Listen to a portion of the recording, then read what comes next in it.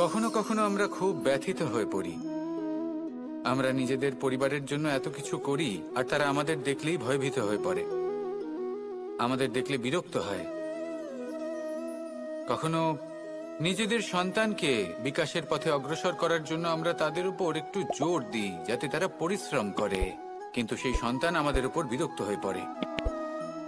কখনো সন্তানকে সঠিক শিক্ষা দেওয়ার জন্য আমরা তাদের কিছু সীমা নির্ধারিত করি, তখন সেই সন্তানের চোখে নিজেদের জন্য আমরা ঘৃণা দেখতে পাই। মানুষ কেন ব্যথিত হবে না?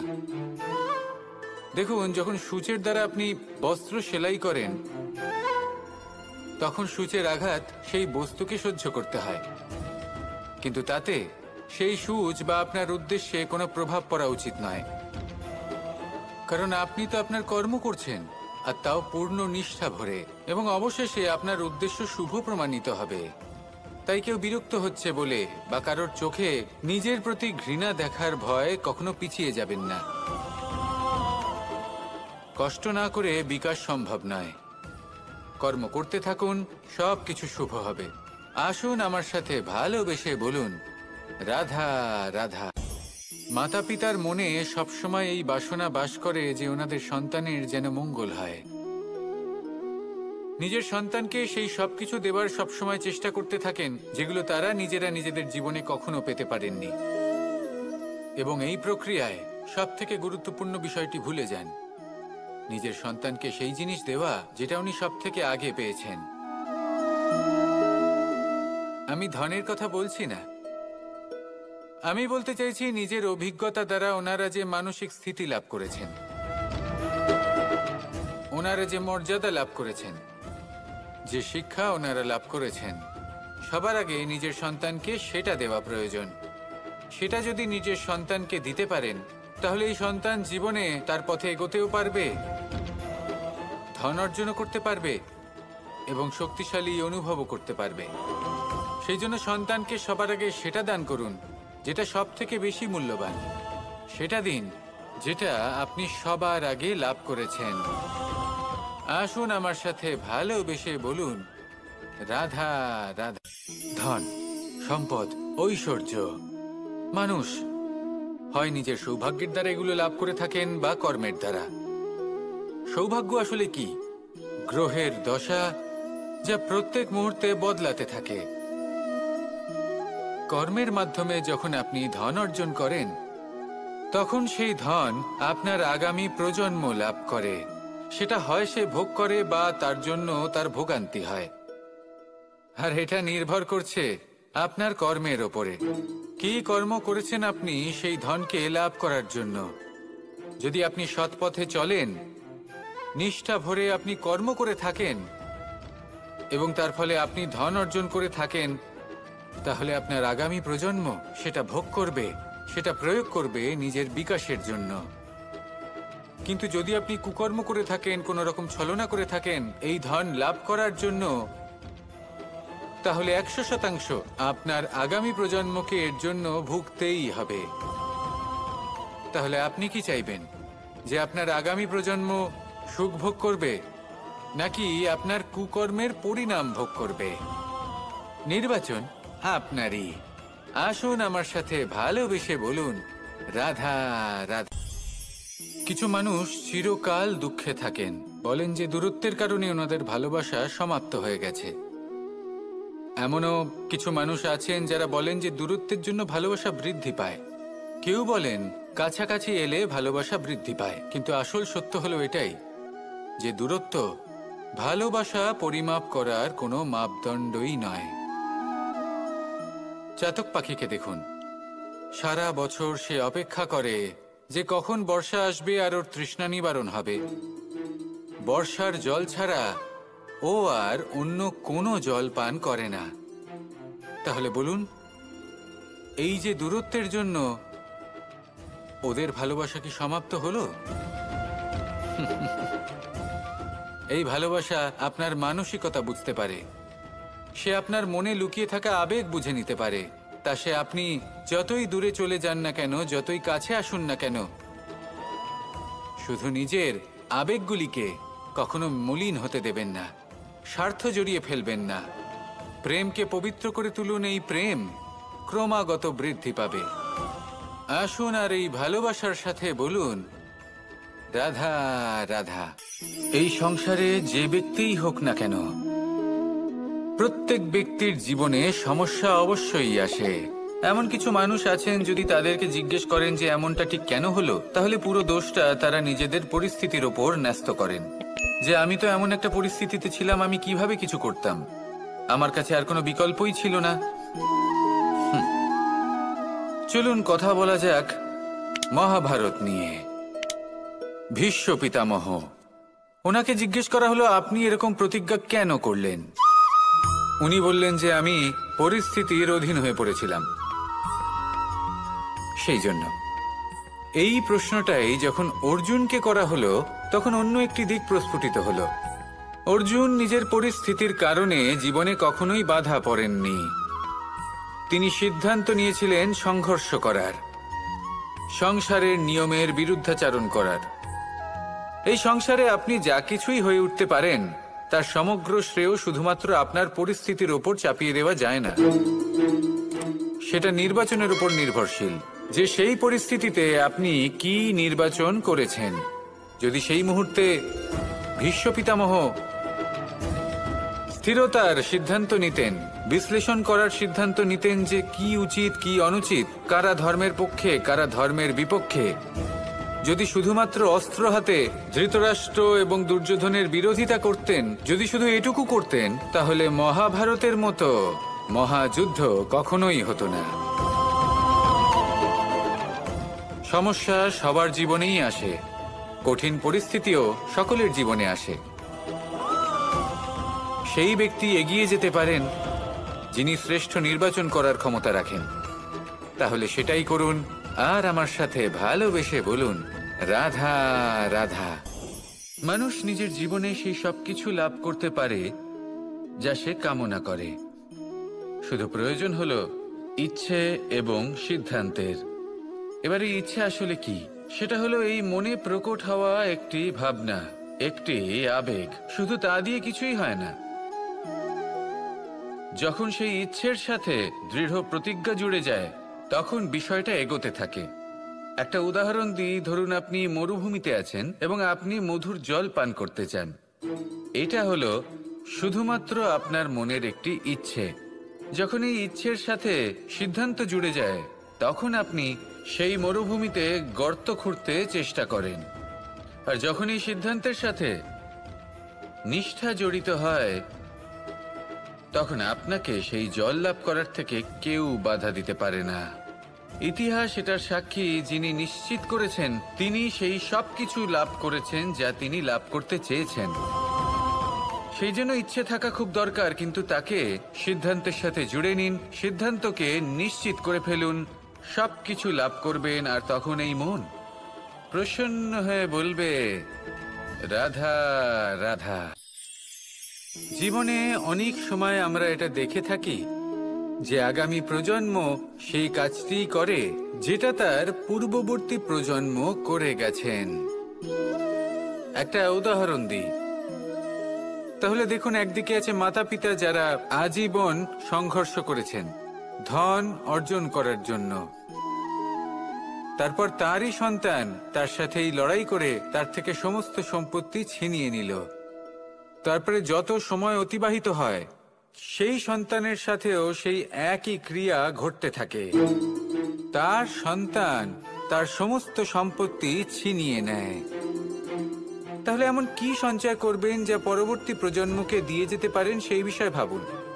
ভেবে দেখুন, এই যে ধন সঞ্চয় আপনি করছেন, এর আসলে লাভ কি?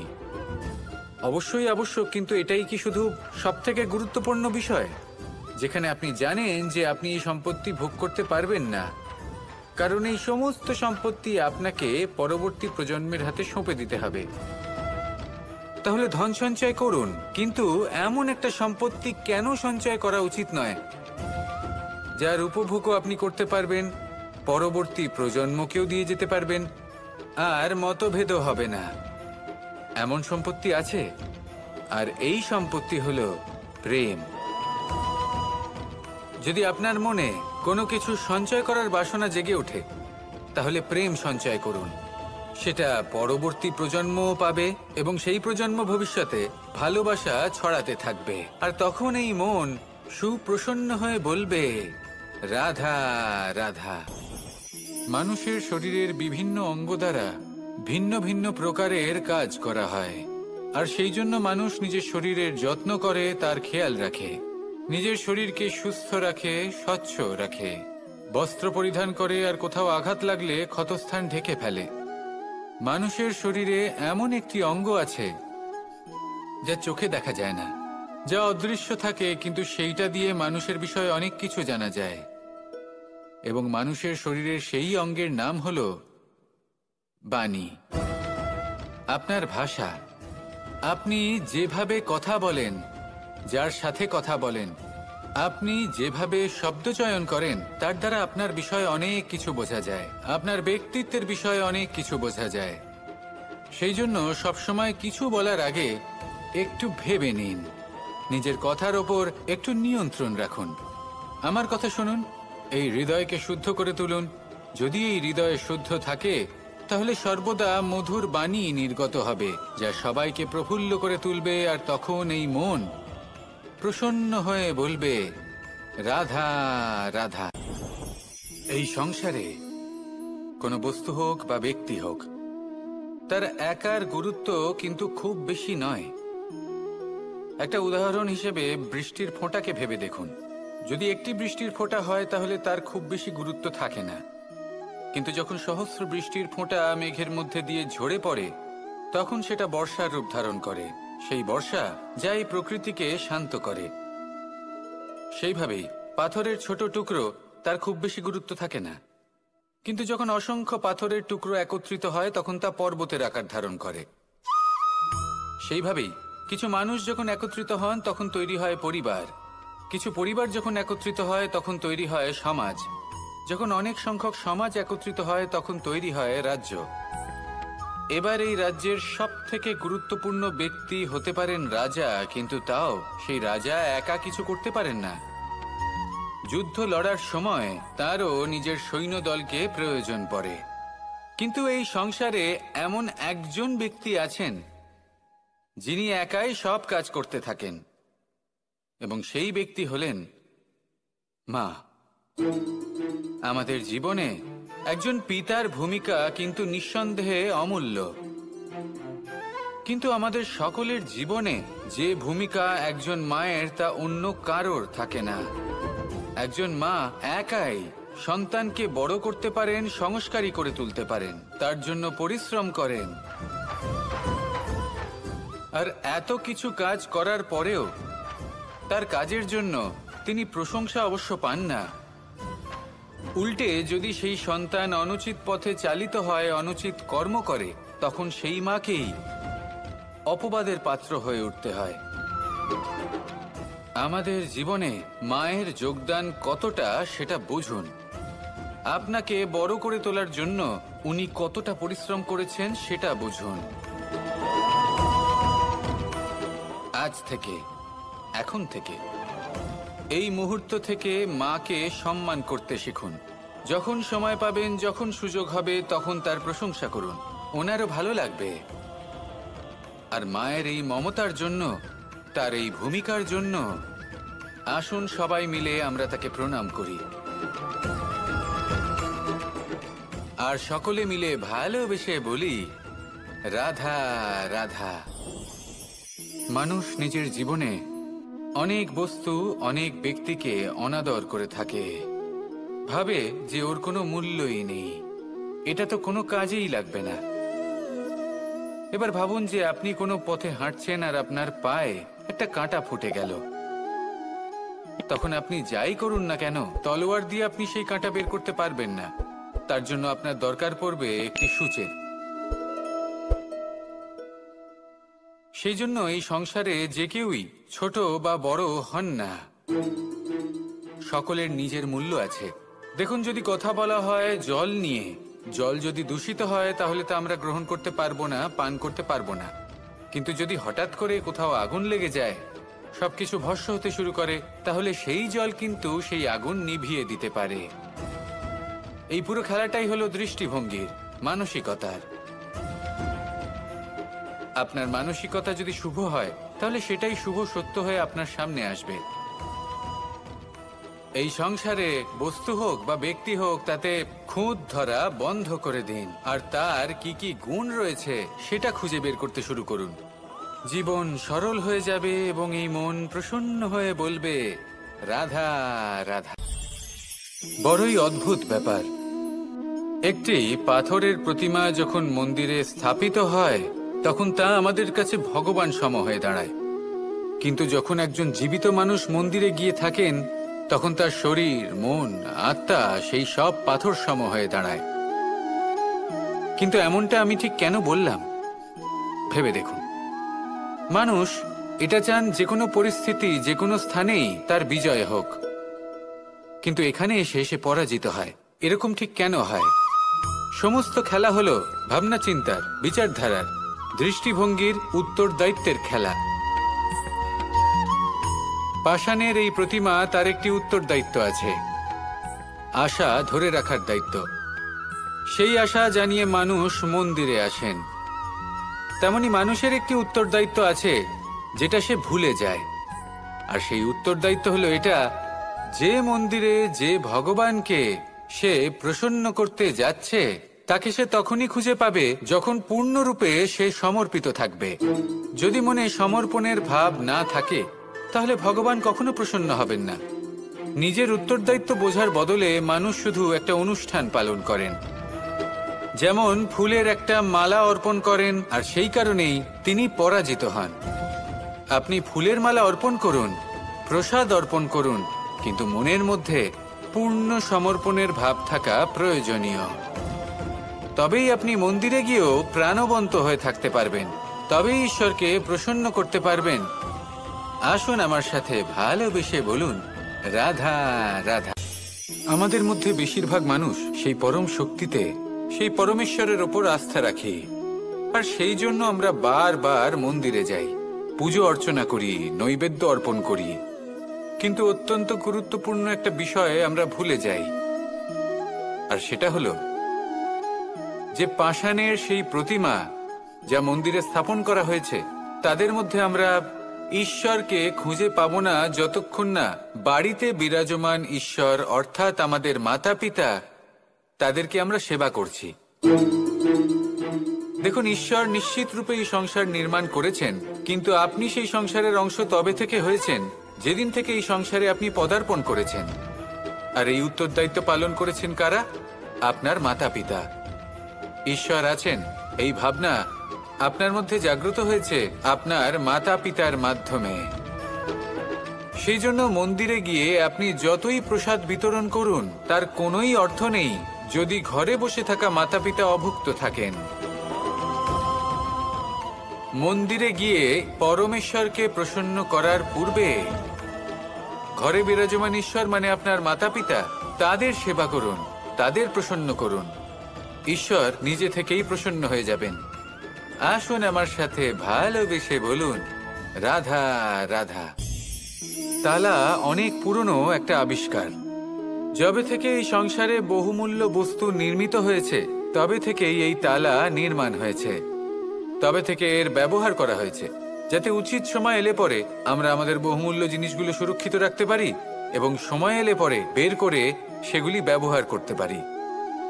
এবার একটা গুরুত্বপূর্ণ তথ্য আছে যেটা জানা অত্যন্ত গুরুত্বপূর্ণ, এবং সেটা হলো যে একটা তালা নির্মাণের পূর্বে তা খোলার যন্ত্র অর্থাৎ তার চাবিটি নির্মাণ করা হয়, এবং এটাই জীবনের খুব বড় একটা শিক্ষা প্রদান করে যায়। আমাদের জীবনে যখনই কোনো সমস্যা আসে, তখন ভয়ভীত হওয়ার কোনো দরকার নেই, কারণ এই প্রকৃতি, এই ঈশ্বর এই সমস্যার সমাধান তথা এর চাবি আগে থেকেই নির্মাণ করে রেখে দিয়েছেন। শুধু দরকার হলো সেই সমস্যার ঊর্ধ্বে উঠে সেই সমাধান খুঁজে বের করা। মানুষ অনেক সময় সমস্যা দেখে ভীত হয়ে পড়েন, চিন্তিত হয়ে পড়েন, নিজের বিবেক হারিয়ে ফেলেন। আপনার শুধু এই মনকে শান্ত করা প্রয়োজন। এই শান্ত মনের সাথে এই সমস্যার নিবারণ খুঁজে নিতে হবে। তাই সমস্যা যতই তীব্র হোক না কেন, ভয় পাওয়ার কোনো প্রয়োজন নেই। পরম শান্ত মনে সমাধান খুঁজে বের করুন। আসুন আমার সাথে ভালোবেসে বলুন, রাধা রাধা। সমুদ্র মন্থনের সময় দুই ধরনের রত্ন লাভ করা হয়েছিল। প্রথম হলাহল, যার প্রভাব থেকে এই সমস্ত সংসারের জীবের প্রাণ বাঁচানোর জন্য মহাদেব তাকে নিজের কণ্ঠে ধারণ করে নিয়েছিলেন। আর দ্বিতীয় অমৃত, যেটা কিঞ্চিত পরিমাণ মাত্রায় পাওয়া গেছিল। কখনো কখনো জীবনে এমন কোনো বস্তু যা আপনি প্রয়োজনের থেকেও অনেক বেশি মাত্রায় ভোগের জন্য লাভ করে থাকেন, তা আপনার জন্য বিষ প্রমাণিত হতে পারে। যেমন জল, প্রয়োজনের থেকে অনেক বেশি মাত্রায় যদি এই জল আসে তাহলে আপনার প্রাণ কাটতে পারে। কিন্তু পরিশ্রমের পরে এক পাত্র শীতল জল দ্বারা আপনি যদি স্নান করে নেন, তাহলে তা আপনার শরীরের জন্য অমৃত হবে। পরিশ্রম করার পরে যদি আপনার শরীর এক পাত্র খাবার লাভ করে, তাহলে তা আপনার শরীরের জন্য অমৃত। কিন্তু যদি কোনো পরিশ্রম না করেই আপনি দিনরাত শুধুই খাবার গ্রহণ করতে থাকেন, তাহলে আপনার কাছে তা বিষ সমান। বিষ এবং অমৃত গ্রহণ করাটা আপনার উপরে নির্ভর করছে। কোনো বস্তু আপনার পক্ষে বিষও হতে পারে, আবার অমৃতও হতে পারে। নির্ভর করছে যে আপনি সেটা কিভাবে ব্যবহার করছেন, কতটা মাত্রায় ব্যবহার করছেন। আসুন আমার সাথে ভালোবেসে বলুন, রাধা রাধা। প্রেমের পরিভাষা আসলে কি? ভিন্ন ভিন্ন ধরনের ব্যক্তি, ভিন্ন ভিন্ন ধরনের প্রেমী আলোচক বিভিন্ন ধরনের পরিভাষা প্রদান করেন এই প্রেম নিয়ে। কিন্তু প্রত্যেকের মনেই কখনো কখনো এই প্রশ্ন এসেছে, এই ভালোবাসা আসলে কি? নিজের প্রিয়তমকে জয় করাই কি প্রেম? চার হাত এক হয়ে যাবার নামই কি প্রেম? নিজের আবেগ ব্যক্ত করাই কি ভালোবাসা? না, প্রেমের অর্থ কাউকে লাভ করা নয়, বরং তার মাঝে বিলীন হয়ে যাওয়া। যদি কারোর হাত ধরে থাকি, তাহলে আজীবন তার সাথে পথ চলা হলো প্রেম। প্রেম শুধুমাত্র সেটা নয় যা প্রেমী আর প্রেমিকার কেশদামে মালা বেঁধে দেয়। মাতা পিতার জন্য দিনরাত পরিশ্রম করা, নিজের পরিবারের জন্য দিনরাত পরিশ্রম করা, সেটাও প্রেম। নিজের বন্ধুদের জন্য, আপনজনের জন্য সবকিছু উজাড় করে দেওয়ার নাম হলো ভালোবাসা। নিজের মাতৃভূমির জন্য সাহসের সাথে লড়াই করা এবং আনন্দে নিজের জীবন ত্যাগ করে দেওয়াও কিন্তু প্রেমের নামান্তর। সেই জন্য যারা বুদ্ধিমান ব্যক্তি, তারা কখনো প্রেমের পরিভাষা খুঁজতে চান না, কারণ তারা জানেন যে এই প্রেম কতটা বিশাল। তারা জানেন যে এই প্রেম হলো এক বিশাল সাগর, যাকে নিজের মুঠোয় ধরে রাখা যায় না। সেই জন্য এই প্রেমের সাগরে ডুবে যান এবং সকলকে ভালোবাসতে শিখুন। যদি সবাইকে ভালোবাসতে পারেন, তাহলে তাদেরও কল্যাণ হবে যারা আপনাকে ভালোবাসে, তাদেরও কল্যাণ হবে যাদেরকে আপনি ভালোবাসেন, আর আপনারও কল্যাণ হবে। আর তখন এই মন ভালোবেসে বলবে, রাধা রাধা। প্রেম আড়াই অক্ষর, মাত্র আড়াই অক্ষরের এই শব্দ প্রেম, এর মধ্যে ত্রিলোকের এবং সমগ্র ব্রহ্মাণ্ডের বীজ নিহিত আছে। এমন কি আছে যা এই প্রেম করতে পারে না? যেখানে শক্তি এবং বিদ্যা প্রয়োগ করে আপনি কিছুই করতে পারবেন না, সেটাও প্রেম দ্বারা অর্জন করা সম্ভব। প্রেম চাইলে পাথরেও ফুল ফোটাতে পারে। প্রেম চাইলে ন্যাড়া পাহাড়ের বুক চিরে নদীপথ তৈরি করতে পারে। চাইলে নিরক্ষর ব্যক্তিকে সংসারের শ্রেষ্ঠ জ্ঞানী করে তুলতে পারে। শুধুমাত্র এই প্রেমের জন্য সবার দুষ্টু কানাই ঘনশ্যাম হয়ে উঠেছিল। শুধুমাত্র এই প্রেমের টানেই ত্রিলোকের স্বামী দ্বারকাধীশ নির্ধন সুদামার পদসেবাও করেছিলেন। এই প্রেম হলো সংসারের সবথেকে বড় শক্তি। এই সংসারের আধার হলো প্রেম। এমন কিচ্ছু নেই যা এই প্রেমের পক্ষে সম্ভব নয়। যেখানে বিদ্যা এবং শক্তি সাহায্য করতে পারে না, সেখানে এই প্রেম আপনাকে জয়ী করে দিতে পারে। তাহলে আসুন আর আমার সাথে ভালোবেসে বলুন, রাধা রাধা। এটা কোনো এক সময়ের কথা। একটি শেয়াল ভুলবশত একটি নগরীতে প্রবেশ করে এবং সে সেখানে হঠাৎ ধোপাদের পাড়ায় প্রবেশ করে। নীল রং গোলা জলে পড়ে যায়। কোনো ক্রমে পালিয়ে পালিয়ে আবার সে বনে ফিরে আসে। অন্য সব প্রাণীরা ওকে দেখে আর ভয়ভীত হয়ে পড়ে। তখন সেই শেয়াল ফন্দি এঁটে সবাইকে বলল যে আমি হলাম দেবদূত আর তোমাদের সকলকে রক্ষা করতে এসেছি। সবাই ওর কথা মেনেও নিল। প্রত্যেক দিন ওকে ধনধান্য খাবার এইসব প্রদান করতে লাগলো। তারপরে এমন একটি রাত এলো যেদিন দূরে কোথাও কিছু শেয়ালের দল তাকে ডাকতে শুরু করলো। আর তখন এই শেয়াল নিজেকে আটকেই রাখতে পারল না। সেও ঠিক শেয়ালের মতোই ডাকতে শুরু করলো। সকলে সেটা শুনতেও পেলেন এবং সকলে এটা বুঝতেও পেরে গেলেন যে এ হলো একটা ভণ্ড। সেই জন্য জীবনে কখনো ছলনা করবেন না। তাকে আপনি যতই লুকোনোর চেষ্টা করুন না কেন, সেটা অবশ্যই একদিন সামনে চলে আসবে। আর তার থেকেও বড় শিক্ষা হলো এটা যে কারোর জীবনে সম্পত্তি, ধন ধান্য এসব চলে আসাতে তার বুদ্ধির বৃদ্ধি ঘটে না, তার ব্যবহার শুভ হয় না। এটা তখন হয় যখন সেই ব্যক্তি সেটা নিজে পেতে চায়, তার জন্য ভাবনা চিন্তা করে, কর্ম করতে থাকে। আর যখন একজন ব্যক্তি নিজের বুদ্ধি এবং ব্যবহার উন্নত এবং শ্রেষ্ঠ করে তুলতে পারেন, তখন তিনি নির্ধন হয়েও ধন অর্জন করতে পারেন।